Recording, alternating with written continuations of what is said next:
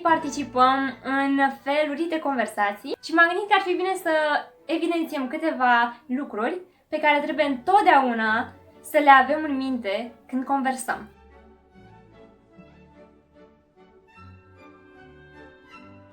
În primul rând, respectul. Pe lângă limbajul decent pe care trebuie să îl avem indiferent de împrejurări, trebuie să ne respectăm limitele, drepturile.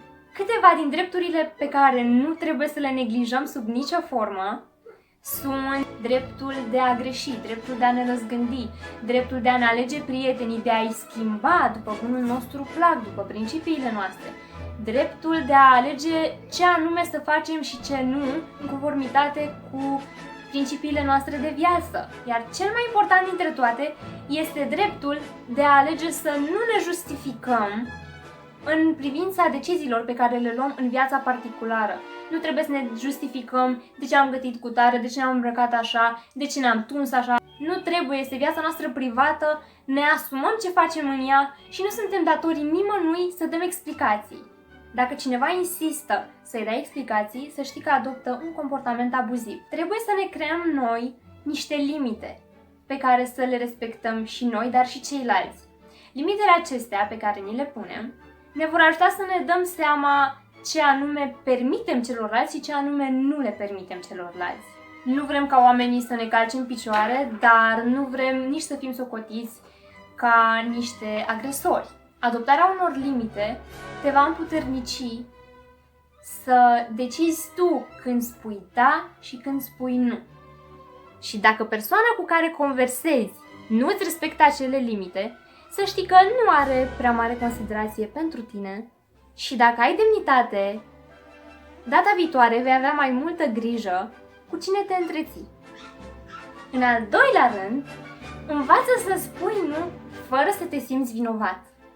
La început poate părea chiar greu, mai ales dacă nu ești obișnuit să faci asta. Însă este absolut vital în ceea ce privește timpul pe care îl deții. Spunând nu, arăți că te respecti pe tine în primul rând și apoi că îți respecti timpul. Astfel și ceilalți vor învăța să te respecte. Cunoscându-ți propriile limite, propriile resurse și mai ales respectându-le, vei reuși să îți duci mai bine și mai ușor la îndeplinire treburile pe care le ai de făcut. Nu uita că nu poți sub nicio formă să mulțumești pe toată lumea și să faci absolut tot ceea ce ești rugat să faci. De aceea este atât de important să îți protejezi timpul valoros pe care îl ai spunând nu. Dacă celălalt este insistent, fii la rândul tău perseverent. Nu te lăsa copleșit sub nicio formă de insistențele celor din jur. Ei își caută propriul interes și nu se gândesc la cât timp o să-ți mai rămână ție la dispoziție după ce îi ajuți pe ei. Spune nu exploatării. Și este extrem de important să știm că nu avem de ce să ne simțim vinovați pentru simplu fapt că ne respectăm propria persoană. În al treilea rând, spune ce vrei. Nu aștepta să vină altcineva și să observe ceea ce ai tu nevoie, ceea ce îți dorești tu, ceea ce vrei tu. Chiar dacă poate conversația este destul de spinoasă și te confrunți cu un subiect delicat. Spune ce vrei, arătându-te încrezător, nu încercând să pari drăguț și amabil. Trebuie ca ceea ce spui tu să aibă un impact asupra lor, pentru a băga în seamă nevoile tale. Spune exact ceea ce-ți dorești, nu aștepta să-și dea celălalt seama.